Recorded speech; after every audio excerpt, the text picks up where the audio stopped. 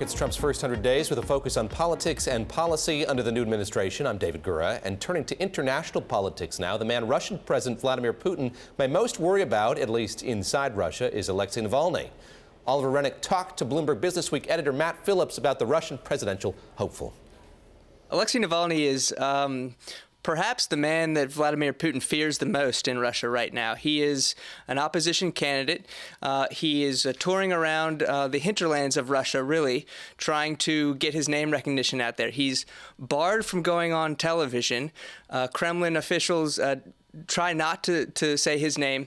Less than half of the Russian population even know who he is. So it seems like if you're going up against Putin, you must be onto something if you're not allowed on Russian TV. Sounds like he's picking up on some trend. Tell us what exactly this protest movement you referred to entails. Well, it's all about corruption, really. That's the message that he's trying to get out there. He's just put out a film talking about really detailing some of the eye-popping levels of corruption and the amount of money that Putin and a lot of his supporters have kind of taken from the state.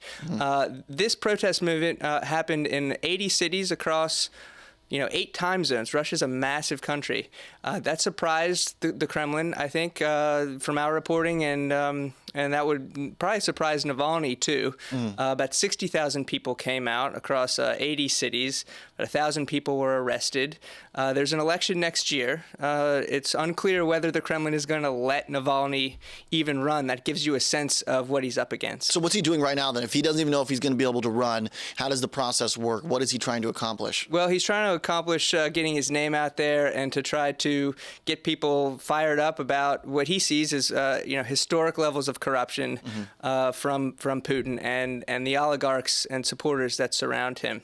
Now, when we think about somebody subverting a sort of geopolitics and the status quo, we see this happening around the world. It's tempting to draw parallels. Are there any parallels with what he's doing, pushing back on the government, versus what we've seen in other sort of either populist movements around the world or just general sort of subversion of what's been the norm?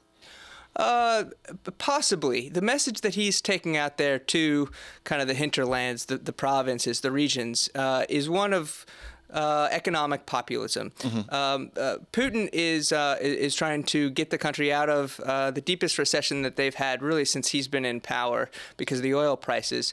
He's spending big on defense and he's spending big on infrastructure around the cities. Navalny's going around to working class towns and cities all over Russia and saying, how much of this largesse are you getting? You're working well below the poverty line. You're a hardworking Russian. We should be less focused on trying to restore the greatness of the Russian Empire and actually try to get some of these people a living wage and get them above the poverty line.